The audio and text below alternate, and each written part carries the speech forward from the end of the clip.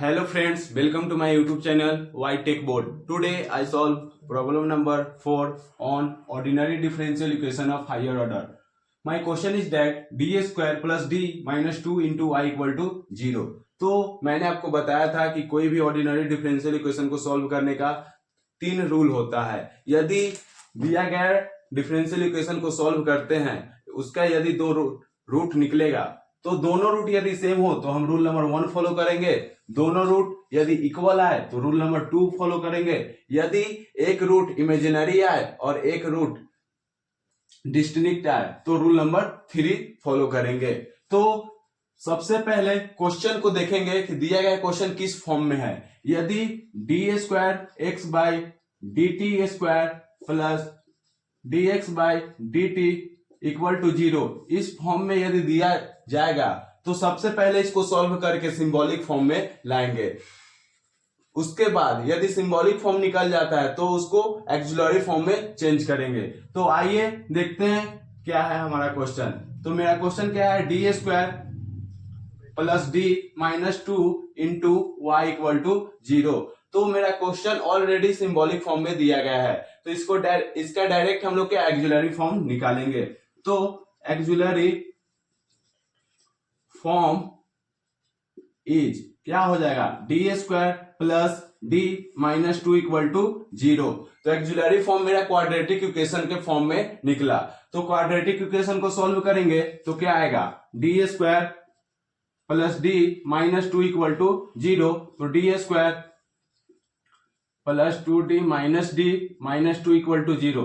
तो यहां से d कॉमन लेंगे तो d प्लस 2 और यहां से माइनस 1 कॉमन लेंगे तो d प्लस 2 इक्वल टू 0। तो d माइनस 1 और एक क्या आया, d प्लस 2। तो d इक्वल टू 1 और d इक्वल टू माइनस 2। तो यहां मेरा दो रूट निकला। तो एक d का वैल्यू क्या आया 1 और एक माइनस 2, यानी कि दोनों अलग अलग है, यानी कि ये रूल नंबर 1 को फॉलो करेगा। रूल नंबर 1 क्या होता है, c1 e के power m1x plus c2 e के पावर m2x, यानी कि m1 क्या 1 हो जाएगा और m2 क्या हो जाएगा माइनस 2।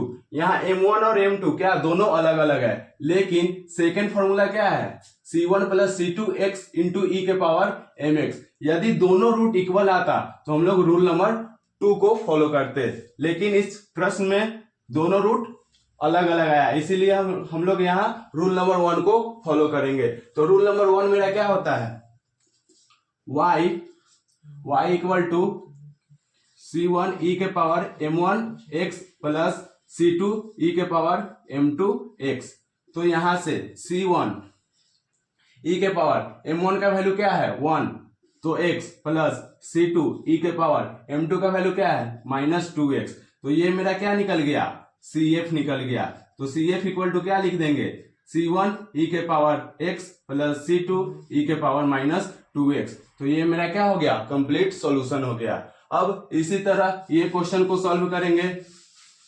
तो हमारा ये भी प्रश्न सिंबॉलिक फॉर्म में दिया गया है, तो इसका डायरेक्ट हम लोग क्या निकालेंगे, एक्सिलरी फॉर्म निकालेंगे।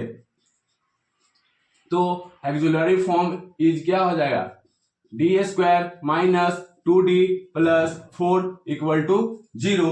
तो इसको सॉल्व करेंगे तो मेरा क्या आएगा, हम लोग कैलसी से इसको सॉल्व करते हैं।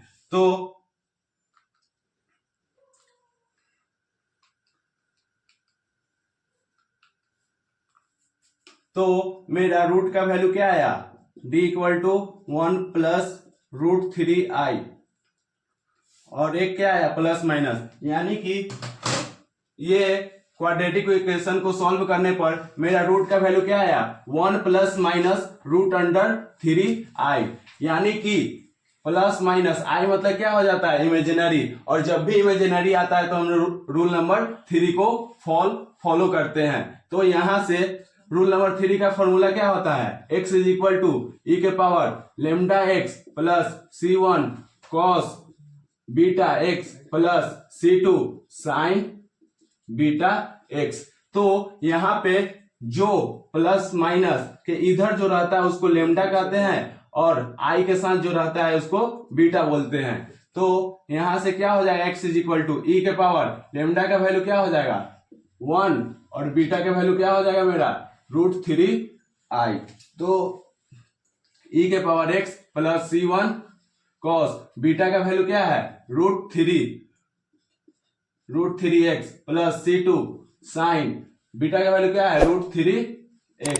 तो ये मेरा क्या निकल गया CF इक्वल टू क्या हो जाएगा e के power x into c1 cos √3x plus c2 sine 3x। ये जाके मेरा क्या निकल गया CF निकल गया।